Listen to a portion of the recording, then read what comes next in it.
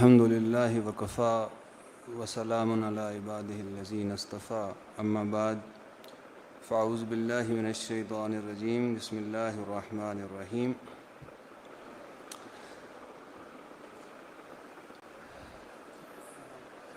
یہ کانفرنس جیسا کہ اس کے عنوان سے ظاہر ہے میڈیکل سے ریلیٹڈ ہے، اور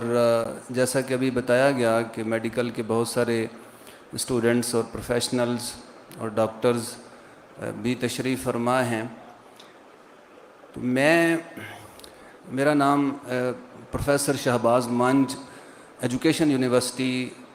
کے شعبہ اسلامیات میں ہیڈ آف ڈپارٹمنٹ کی حیثیت سے خدمات سر انجام دے رہا ہوں.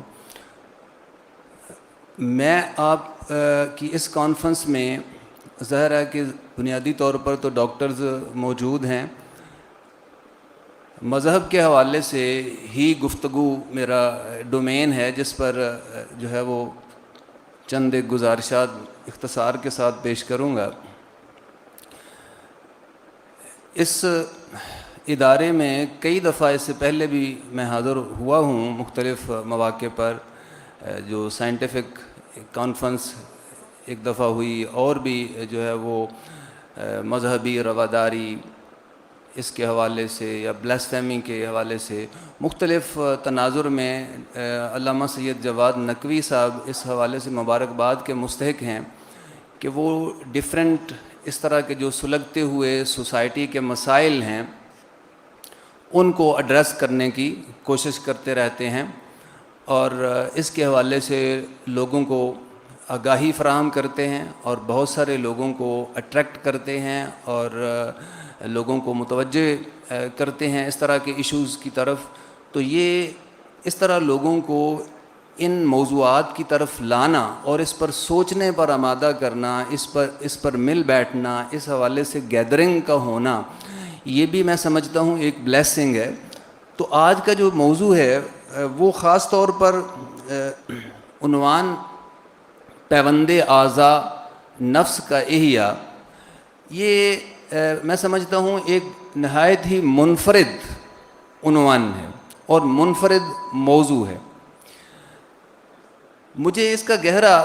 احساس اس وجہ سے بھی ہے کہ میں الحمدللہ گزشتہ 27-28 سال سے ریسرچ اسلامک اسٹڈیز اور ریلیجس اسٹڈیز سے ریلیٹڈ جو ہے وہ ریسرچ سے وابستہ ہوں، اور ریسرچ کروا بھی رہا ہوں اور کرتا بھی رہا ہوں، اور لوگوں کو، اسکالرز کو، M Phil P H D کے اور دیگر اس سے متعلق موضوع کے لوگ جو ہیں ان سے جو ہے ان کی رہنمائی یا ان کے حوالے سے ان سے گفتگو، اور اس شعبے سے ریسرچ کے جو ریلیجس اسٹڈیز کی ہے اس سے وابستہ ہوں. ہمیں یہ جو عنوان ہے یہ سوچنے پر مجبور کرتا ہے، اور ہر سوچنے والے کو اس طرف یہ کھینچتا ہے، اس کا دامن کھینچتا ہے کہ مذہب کے تناظر میں ہم لوگ اس میں الجھے ہوئے ہیں، یا ہماری فقہی تراث میں ہمیں یہ بحثیں ملتی ہیں کہ جناب آرگن ٹرانسپلانٹیشن ہو سکتی ہے، اعضاء کی پیوند کاری یا نہیں ہو سکتی، اس کے جواز کے کیا دلائل ہیں، اس کے عدم جواز کے کیا دلائل ہیں، اور ہمارے ہاں اس پر کتابیں بھی لکھی ہوئی موجود ہیں. لیکن یہ عنوان ہمیں اس طرف سوچنے پر مجبور کرتا ہے کہ یہ دراصل زندگی ہے، اور وہ قرآن جو ہے جو آیت یہاں درج بھی ہوئی ہے کہ من قتل نفسا بغیر نفس او فساد فی الارض فکأنما قتل الناس جمیعا ومن احیاها فکأنما احیا الناس جمیعا. اب یہ جو فکأنما احیا الناس جمیعا، جس نے ایک انسان کی جان بچائی اس نے گویا پوری انسانیت کی جان بچائی. تو گویا یعنی اس سے بڑھ کر کے جواز اور عدم جواز کی بحث میں آپ الجھ رہے ہوں. یہاں تو سوال یہ ہے کہ آپ نے اس چیز کو پروموٹ کر کے زندگی بچانی ہے. گویا قرآن سے یہ استفادہ ہو رہا ہے، قرآن سے مستفاد یہ ہو رہا ہے کہ آپ نے اس کے ذریعے لوگوں کی زندگی بچانی ہے، اور یہ مذہب کا سبق ہے۔ اب مذہب پر آپ ذرا سا بھی غور کریں تو آپ کو اندازہ ہوگا کہ وہ لوگ جو اس کے عدم جواز کے دلائل دیتے رہے ہیں وہ کتنے سطحی ہیں، اس کا آپ اندازہ کر سکتے ہیں کہ قرآن جب یہ کہہ رہا ہے، باقی دلائل ثانوی ہیں اور چیزیں استنباطی ہیں جو کتاب و سنت کی بعض نصوص سے نکالی جاتی ہیں۔ یہ جو آیت ہے جو درج بھی ہے یہاں، یہ تو بنیادی طور پر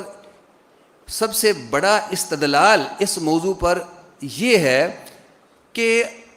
جب آپ نے کسی کی زندگی کے لیے کوشش کی، اس کی سبیل پیدا کی، مثلا کسی آرگن کے فیل ہونے کی وجہ سے وہ مر رہا ہے،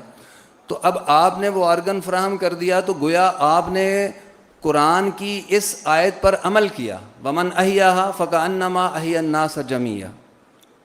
ساری انسانیت کو زندگی دی۔ لیکن ہم اس کے الٹ ہم یہ اس پر دلائل دیتے رہے ہیں، ہمارے لوگ اب بھی دے رہے ہیں کہ جناب اس سے یہ جائز نہیں ہے۔ میں ایک دو چیزیں، اگر آپ آج کی دنیا میں دین کو معقولیت پسند یا معقول سوچنے والے لوگوں کے لیے اگر آپ نے قابل قبول بنانا ہے، تو آپ کو جس طرح علامہ اقبال نے توجہ دلائی تھی نا، ریکنسٹرکشن آف ریلیجس تھاٹ، تو اس کی ہمیں بہت ضرورت ہے۔ آپ اگر فقہی تراث پر بھی، آپ اپنی تفسیری تراث پر بھی نظر دوڑائیں تو آپ کو بہت سارے دلائل اس کے حق میں مل سکتے ہیں، لیکن ہم ویسے ہی سطحی نوعیت کو دیکھ کر اس پر ادھر ادھر سے چیزیں اکٹھی کر کے اس کی مخالفت شروع کر دیتے ہیں۔ بہت لمبا چوڑا وقت نہیں ہے، میں ایک دو اشارے اس آیت کے حوالے سے، ہماری جو کلاسیکی تفسیری روایت ہے اس کے اندر آپ تفسیر طبری کو دیکھ لیں، آپ ابن کثیر کو دیکھ لیں، آپ واحدی کو دیکھ لیں، آپ دیگر جتنی تفسیریں کلاسیکی تفسیری روایت میں آپ کو ملیں گی، ان میں سے اکثر و بیشتر تفسیروں میں یہ دو اقوال آپ کو ملیں گے۔ ایک تو مشہور تابعی عالم مجاہد، ان کا قول ہے جو اسی آیت کی تفسیر میں آپ کو ہر تفسیر میں ملے گا۔ وہ کیا ہے کہ انہوں نے یہ کہا کہ ومن احیاہا سے کیا مراد ہے، کہ جس نے اس کو زندہ کیا، جان کو، اس نے ساری انسانیت کو زندہ کیا۔ ان کے الفاظ سنیے، وہ فرماتے ہیں، مشہور تابعی عالم کہتے ہیں ومن، اس کا مطلب ہے کہ ومن انجاہا، جس نے اس کو نجات دی، جس نے اس کو بچایا، من غرقن ومن حرقن ومن حدمن ومن حلقتن، کس چیز سے بچایا؟ آدمی کو غرق ہونے سے بچایا، اس کو جلنے سے بچایا، ومن حدمن، تباہی سے بچایا، ومن حلقتن، اور ہلاک ہونے سے بچایا۔ یعنی ہلاکت سے، یہ پہلے ہی شروع سے یہ چیز موجود ہے کہ جس نے ہلاکت سے بچایا انسانی زندگی کو، وہ ہے اس آیت کا مصداق، ومن احیاہا فکأنما احیا الناس جمیعا۔ اور یہ بات، یہ جو قول ہے مجاہد کا، یہ ہر تفسیر میں ہماری فقہی پرانی جو عربی تفاسیر ہیں ان میں موجود ہے تقریباً۔ اس کے بعد 3 صدی ہجری کے ایک نحوی اور معروف ادب اور نحو کے عالم الزجاج، وہ کیا اس سے مراد لیتے ہیں؟ وہ کہتے ہیں اس کا مطلب ہے من استنقذھا، جس نے اس کو بچایا، کس سے؟ یہی الفاظ، من غرقن ومن حرقن ومن حدمن وما یمیت لا محالہ، جس نے اس کو بچایا غرق ہونے سے، جلنے سے، تباہی سے، اور ایسی چیز سے جس سے اس کی موت یقینی تھی، یعنی جس کی وجہ سے اس کی موت واقع ہو جاتی تھی یا ہو جانی تھی، اگر اس کو اس سے بچا لیا تو گویا یہ اس اس آیت کا مصداق ہے ومن احیاھا فکأنما احیا الناس جمیعا۔ اب سوال یہ ہے کہ ایک بندہ کسی آرگن کے فیل ہونے کی وجہ سے مر رہا ہے تو وہ ہلاک ہو رہا ہے نا، مر رہا ہے، اس سے اس کی موت یقینی ہے۔ اب اس پر کون سا سوال کھڑا کیا جا سکتا ہے کہ کسی آرگن ٹرانسپلانٹ کرانے کے نتیجے میں اس کی زندگی مل رہی ہے، تو وہ تو اس آیت کا مصداق ہو رہا ہے۔ تو یہ ہمیں ہماری تفسیری روایت سے یہ چیزیں ملتی ہیں۔ اس کے بعد اب میں ایک دو بس ختم کرتا ہوں، ایک دو چیزیں اس کی وضاحت ضروری ہے اسلامی تناظر میں، چونکہ میری یہ ذمہ داری ہے تو میں اس پر مختصر گزارش پیش کرنا ضروری سمجھتا ہوں۔ وہ یہ ہے کہ کہا جاتا ہے کہ وَلَقَدْ كَرَّمْ، ہمارے جو ماضی قریب کے برصغیر کے علماء ہیں اس میں مختلف مکاتب فکر کے علماء، مفتی محمد شفیع صاحب مرحوم، علامہ غلام رسول سعیدی مرحوم، ایک دیوبندی مکتب فکر کے ہیں، دوسرے بریلوی نقطہ نظر کے ہیں، تو ان دونوں کے ہاں تفصیل سے لکھا ہوا موجود ہے کہ وہ اس کی مخالفت کرتے رہے، اس کے عدم جواز کے قائل ہیں۔ اور وہ جو اور بھی بہت سارے لوگ، میں نے دو کا حوالہ دیا ہے، تو وہ جو دلائل پیش کرتے ہیں ان میں سے ایک، یعنی جو کہتے ہیں کہ یہ انسانی حرمت کے خلاف ہے، وہ جو جن آیات کا حوالہ دیتے ہیں وہ بھی ذرا سن لیجیے۔ وَلَقَدْ كَرَّمْنَا بَنِي آدم، ہم نے بنی آدم کو مکرم بنایا ہے، اس کو کرامت بخشی ہے۔ تکریم آدمیت کے حوالے سے اس کے عدم جواز کا فتویٰ دیتے ہیں۔ دوسری ایک اور آیت، اور بھی چیزیں پیش کرتے ہیں، میں دو تین مین چیزیں پیش کروں گا۔ وَلَا تُلْقُوا بِأَيْدِيكُمْ إِلَى التَّهْلُكَةِ، اپنے آپ کو اپنے خود سے ہلاکت میں نہ ڈالو، یعنی خودکشی نہ کرو اور خود اپنے آپ کو تباہی یا ہلاکت کی طرف لے کر نہ جاؤ۔ اب سوال یہ ہے کہ یہی جو آیات ہیں جن سے یہ حضرات استدلال کر رہے ہیں، ہم ان کا احترام کرتے ہیں،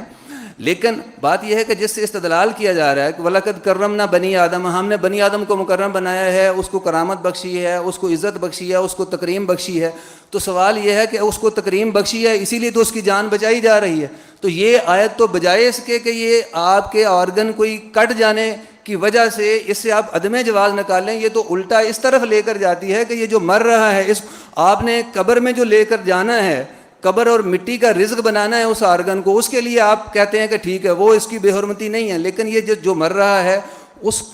کو اس کا آرگن لگا کر اس کو آپ زندگی دے رہے ہیں، تو یہ کرامت آدم تو یہ ہے وَلَقَدْ كَرَّمْنَا بَنِي آدم۔ اسی طرح دوسری آیت وَلَا تُلْقُوا بِأَيْدِيكُمْ إِلَى التَّهْلُكَةِ، اپنے آپ کو ہلاکت میں نہ ڈالو، تو سوال یہ ہے کہ جو آپ کا بھائی مر رہا ہے وہ تو ہلاکت میں پڑ رہا ہے، اس کو بچانا چاہیے۔ تو گویا یہ دونوں آیتیں